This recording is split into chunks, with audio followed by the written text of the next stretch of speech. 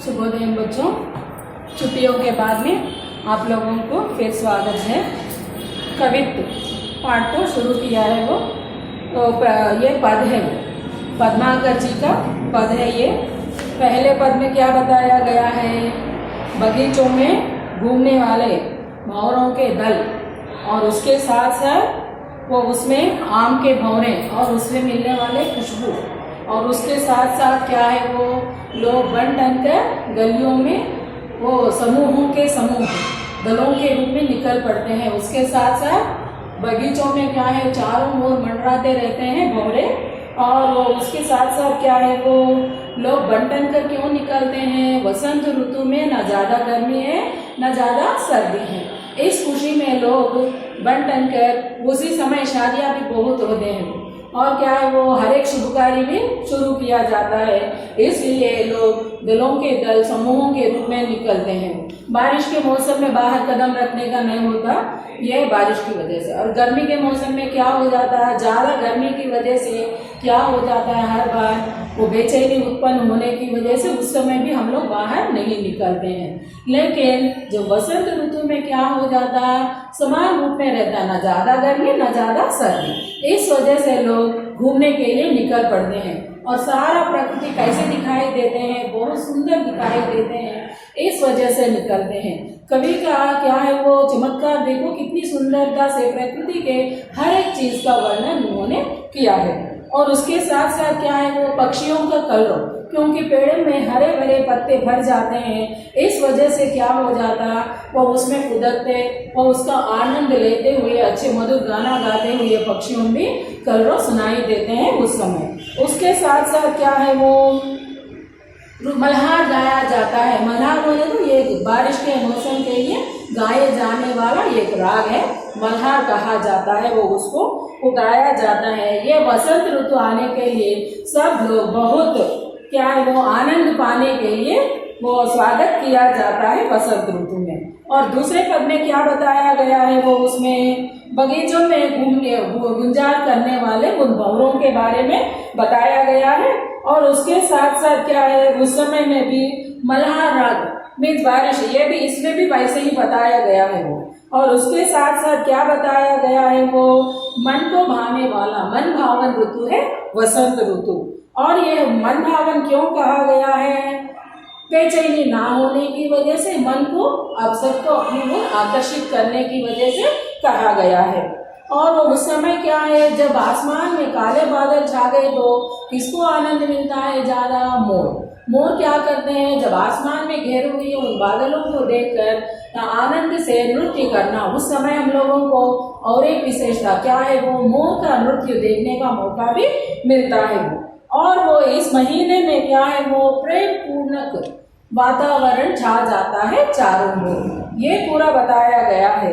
ये इसमें क्या है, क्या अंत के बच्चों में मेघ बरसाने वाले नेह सरसाने वाला, नेह का मतलब है स्नेह। स्नेह का क्या है, वो अगर हम लोग बेचैनी से है तो किसी से बात कर नहीं सकते, खुलकर अपने विचारों को व्यक्त नहीं कर सकते। लेकिन ये सावन ऋतु में क्या हो जाता है, वो महीने में आनंद से भर जाने की वजह से कवि ने ऐसा कहा गया है, मेघ सरसाने वाले मेघ बरसाने वाले। और ये सावन के ऋतु क्या है, सुहावने है, बहुत सुंदर है और मन को क्या करता है, अपने ओर आकर्षित करता है, ये पूरा बताया गया है। और यह अभी तक क्या है, वो कवित्व पाठ में 2 पदों के बारे में बताया गया है, कवि श्री पद्माकर जी के द्वारा रचे गए।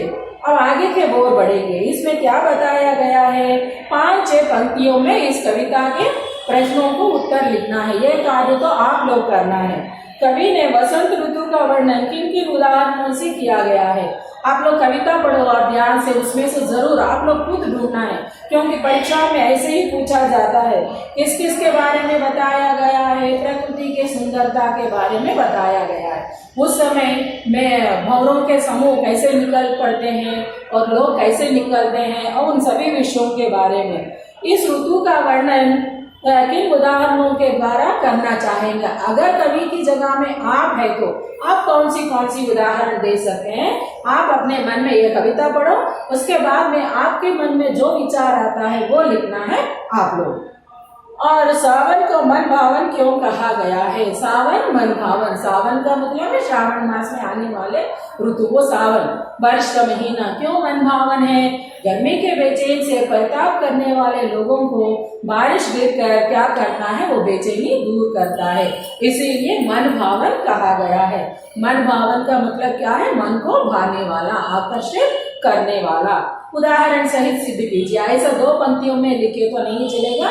कविता में जो कुछ भी, क्योंकि पक्षियों का और मनुष्यों का और भंवरों का, इन सभी का उदाहरण दिया गया है, उन उदाहरणों से आप लोग लिखना है ये प्रश्न का उत्तर। और ये इसमें क्या है? वो पद्माकर वर्ष ऋतु को श्रेष्ठ कवि माने जाते हैं। ये ऋतुओं का वर्णन में श्रेष्ठ, ऋतुओं का वर्णन करना इतना आसानी नहीं है। एक एक ऋतु में एक एक प्रकार की विशेषता है, वो हमारे जीवन से संबंधित है। कवि पद्माकर जी ने क्यों श्रेष्ठ माना जाता है वो लिखना है आप लोग। पाठ के आधार पर आप लोग सिद्ध करना है बच्चों। ऋतुएं प्रकृति की शोभा बढ़ाती हैं। आप अपने ऋतु बोले तो 6 ऋतुएं हैं, वो ऋतुओं क्या करते हैं? वो एक एक ऋतु में एक एक प्रकार की विशेषता है, वो शोभा कैसे बढ़ाती है प्रकृति में, वो उनका देन क्या है, वो ऋतुओं का देन क्या है, वो आप लोग वो लिखना है।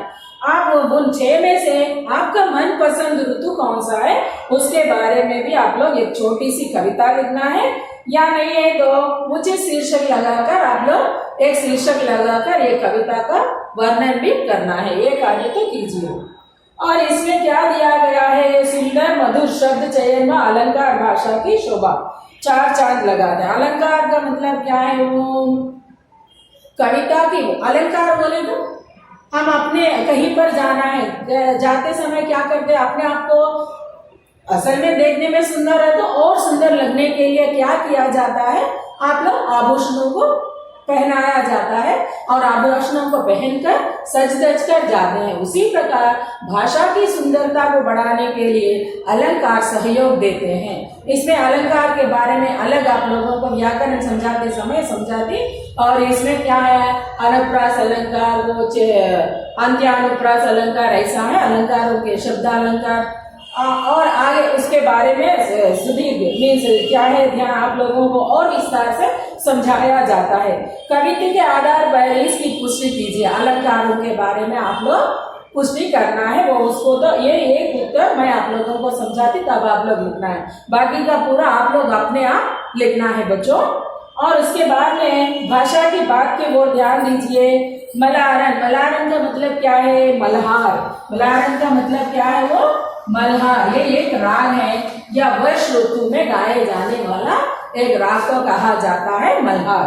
और उसके बाद में क्या है? मेह। मेह का पर्यायवाची, ये आप लोग मल्हार 2 अर्थ बताया गया, एक है राग और एक है क्या है? वो वर्ष ऋतु के समय में गाए जाने वाला एक राग का नाम है मल्हार। पर्यायवाची शब्दों में लिखने के लिए पूछा जाता है तब आप लोग 2 अर्थ तो जरूर लिखना है। उसके बाद में मेह। मेह का मतलब आप लोगों को अच्छी तरह मालूम है, एक है मेघ और एक है वो बादल या घटा और भी है पयोर, या जो भी आप लोग 2 तो लेकर लिखना है। उसके बाद में क्या है? कुंजन। कुंजन का मतलब क्या है? बाग बगीचा। बाग बगीचा, ये बाग है तो क्या है? वो ये बाग की जगह में अगर ये बाग लिखे तो क्या हो जाता आप लोगों को? यह उत्तर गलत साबित किया जाता। कारण क्या है? बाग का मतलब इसमें 2 अर्थ है। एक है आधा हिस्से के बारे में भी कहा जाते समय बाग कहा जाता है। ओके ना चिल्ड्रन, ये बात तो याद रखिए, ये तो लिखना नहीं है। बाग का मतलब क्या है? वो बगीचा।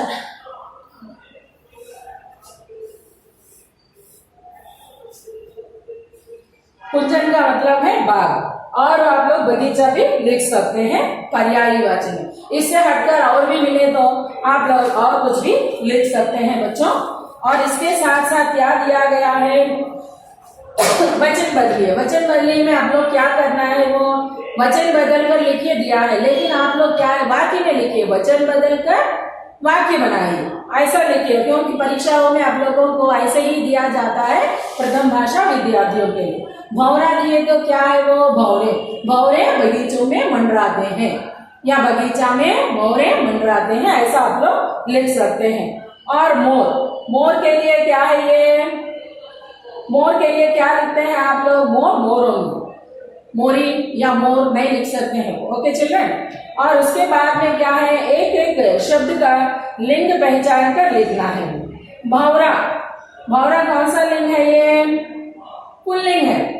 और इसके बाद में टीचर ये स्त्रीलिंग क्या है, नहीं है, वो नर मादा लिखना है। उधर हम लोग गौरों के पास जाकर देखने का मौका नहीं मिलता, इसीलिए आप लोग क्या लिखना है, पुल्लिंग ही लिखो।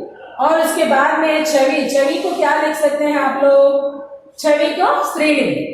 और उसके साथ साथ कर्म, कर्म का मतलब क्या है, काम के आधार पर लिया गया है, इसीलिए ये भी पुल्लिंग शब्द है। ओके ना चिल्ड्रन। हिंदी में क्या है, नपुंसक लिंग नहीं है, इसीलिए दो लिंगों में लिया जाना है। अकारांतक इकारांतक शब्दों के आधार पर लिया जाता है, याद रखिए। और उसके बाद में आप लोगों को इसमें सूचना पढ़िए, उसके अनुसार उत्तर लिखिए। सूचना में क्या दिया गया है, वो प्रत्यय पहचान कर लिखना, ये बहुत आसानी है, आप बहुत माहिर हैं। महत्वपूर्ण, महत्वपूर्ण में कौन सा है, प्रत्यय।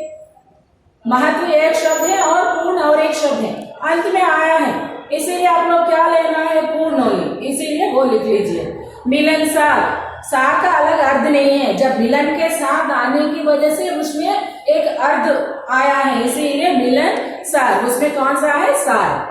और उसके बाद में क्या है, वो विग्रह कर समास, ये विग्रह करके समास को आप लोग खुद लिख लीजिए, कोशिश कीजिए कहाँ तक आप लोगों को समास आए मालूम हो जाता। और इसके बाद में शब्दकोश के आधार पर आप लोग लिखना है। शब्दकोश का मतलब आप लोगों को मालूम है ना, अल्फाबेटिकल ऑर्डर, वैसा वो भीत भांति भौरण भावन, इसमें पहला कौन सा आता है, उसके बाद में कौन सा आता है, वो भावन भीत भौरण भांति। आप लोग कोशिश कीजिए, मैं पूरा बोल दिए तो आप लोग आराम से बैठिए। अलंकार के बारे में आप लोगों को और एक ये अनुप्रास का दो उदाहरण इसमें आप लोगों को दिया गया है। क्या दिया गया है, वो अनुप्रास अलंकार के बारे में बताया गया है। ये तो अगली कक्षा में आप लोगों को बताया जाता है बच्चों, आगे कक्षा में। ओके चिल्ड्रन, ये तो आप लोगों का पाठ है कवित्व, कवित्व पूरा पढ़ाया गया है, आप लोगों का बारी है सीखना। धन्यवाद बच्चों।